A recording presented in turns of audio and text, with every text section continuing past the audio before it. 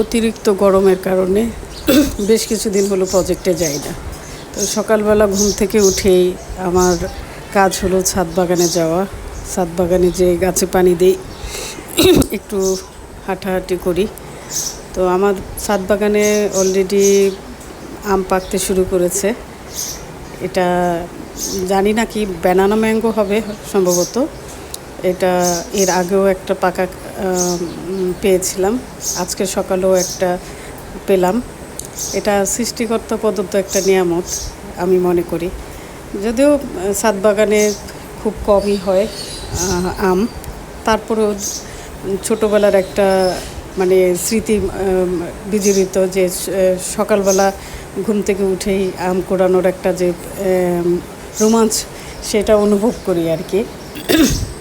আপনারা দু একটা করে ছাদ বাগান, যার ছাদ আছে ছাদে লাগাতে পারেন, অথবা যাদের বাড়ির আশেপাশে জায়গা আছে তারা যদি দু একটা ফল গাছ লাগান, দেখা যাবে পারিবারিক চাহিদাটাও মেটে এবং নিজের যে একটা বিনোদনের একটা এই অংশ হতে পারে ছাদ বাগান বা উঠোন বাগান। তো আপনাদের কার কি বাগান আছে আমাকে জানাবেন। আমটা পেরে এনে এখন আমরা খাবো। তো অলরেডি আমি আমটা করতেছি। এটা সম্ভবত ব্যানানা ম্যাঙ্গোই হবে, কিন্তু এত আর্লি পেকেছে। এটা আরও আগে গত বছরও এই সময় পেকেছে। তো এই সময় আমের প্রচুর দাম থাকে, বিশেষ করে এই ব্যানানা ম্যাঙ্গো বা কালারিং যে আমগুলো আছে সেগুলো। তো আজকে সকালে পারলাম। এর আগে যেটা খেয়েছি এত মিষ্টি, মোটামুটি অমৃতের মতোই মনে হয় আমার কাছে, যে মানে এত আম মিষ্টি হয়, কিন্তু এরকম মিষ্টি আমি আসলেই পাইনি এই সিজনের প্রথম দিকে।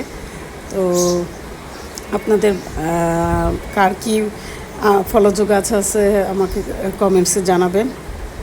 এই হলো আমার আম কাটা হয়ে গেল। এটা সবাই মানে ছোট্ট একটা আম, 200 গ্রাম হবে, 200 বা 250 গ্রাম হবে। তারপরও এটা সবাই পরিবারের সবাই মিলে খাওয়ার মধ্যে একটা অন্যরকম ভালো লাগা কাজ করে। আমটা পরে একটু ছেঁচে গিয়েছিল মাথার অংশটা, তো এটা এখন পরিষ্কার করে নিচ্ছি। একদম ছোট্ট একটা আটি হয়েছে, মানে আটি নাই বললেই চলে, পুরোটাই মাংসল।